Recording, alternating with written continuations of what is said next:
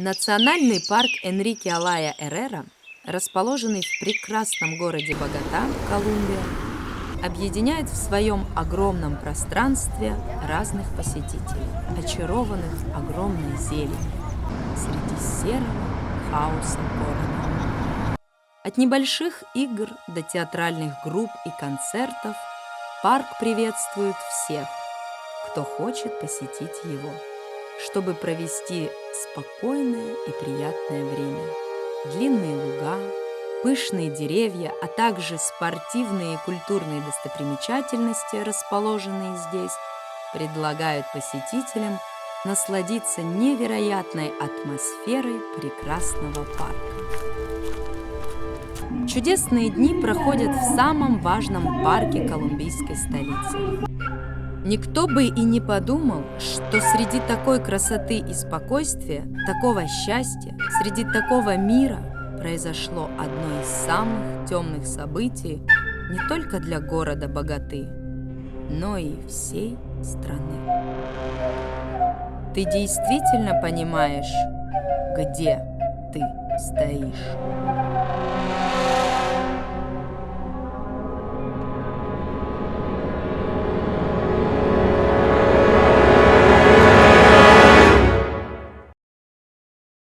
В четверг, 23 мая 2017 года, Роза Эльвира Сели, 35-летняя женщина, покидает свой дом в торговом районе Галериас между севером и центром города, чтобы отвезти свою дочь в школу в районе Теосакили в нескольких кварталах к югу от Галериас.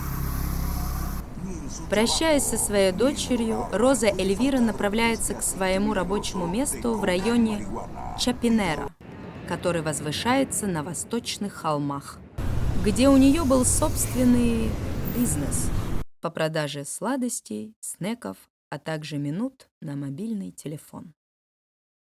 К тому времени Роза Эльвира еще училась в вечерней школе Мануэла Бельтран, расположенной на Авенида Каракас, 57, недалеко от своего дома в районе Галериас.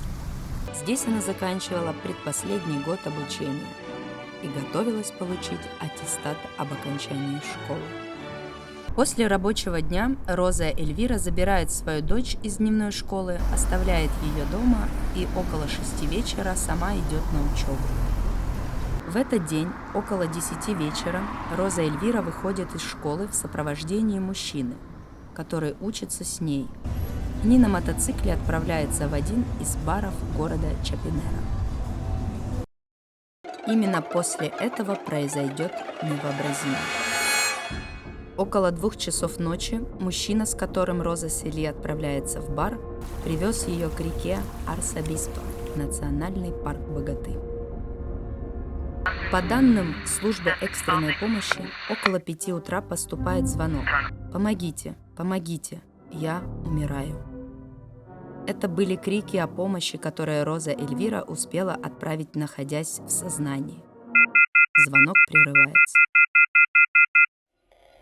Через несколько минут полицейские перезванивают на тот же номер и находят местонахождение Розы Эльвиры в одном из самых отдаленных районов парка.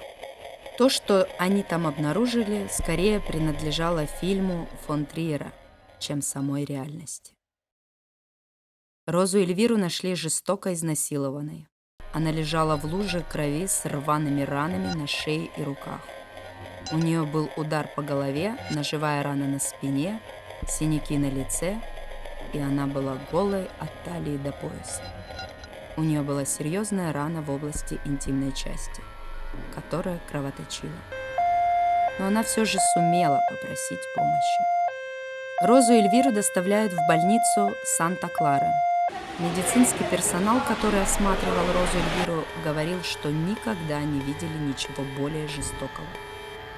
У нее случился сердечный приступ, и ей экстренно сделали операцию. Но впоследствии врачи обнаружили, что ее таз разломан, а матка разорвана, так как насильник засунул палку в ее анус, и она повредила внутренние органы. Роза Эльвира находилась в сознании более 5 дней после того, как ее доставили в клинику Санта-Клара. За это время она сообщила властям о личности нападающего. Хавьер Веласко Валенсуэла, одноклассник Розы Эльвиры в школе Мануэла Бельтран, совершил жестокое преступление. Но это был не первый раз, когда Веласко совершает преступление. В 2007 году он изнасиловал своих 2 приемных дочерей, а в 2003 году Веласко жестоко убил мачетой Дисмилу Очоа, но избежал наказания, сославшись на психическое расстройство. В 2008 году он изнасиловал и избил до бессознательного состояния секс-работницу, которая отказалась заниматься сексом с ним без презерватива. На следующий день после нападения Хавьер Веласко появляется в помещении школы, думая, возможно, что он покончил с жизнью Розы Эльвиры. Он даже не подозревал, что она сообщила власти о нападении. Узнав, что Роза Эльвира все еще жива, Хавьер Веласко пытается бежать, но власти сообщают о его местонахождении в пятницу 2 июня, через неделю после случившегося. После 5 дней, проведенных в реанимации, Роза Эльвира от полученных травм головы и внутреннего заражения скончалась. К сожалению, врачи не смогли ее спасти. Вся страна оплакивает ее утрату. Хавьер Веласко получил тюремный срок 48 лет лишения свободы за убийство Розы Сели. Также 36 лет за жестокое обращение с дочерьми и 10 лет за избиение секс-работниц. По законам Колумбии максимальное наказание составляет 60 лет. Но после того, как Веласко признал вину, ему уменьшили срок и приговорили к 48 годам лишения свободы. В настоящее время установлена мемориальная доска на месте, где была жестоко изнасилована Роза Эльвира. А также правительство страны приняли закон, предусматривающий отдельную статью в уголовном законодательстве за убийство женщины. Новый закон назвали по имени Розы Эльвиры Сели как символ и напоминание о жестоком проявлении дискриминации по признаку пола. Сегодня история Розы Эльвиры кажется выходом из того кошмара. И когда на том же месте сидят взрослые и дети, проводя свои беззаботные и радостные дни, то возникает лишь один вопрос. Действительно ли ты понимаешь, где ты стоишь?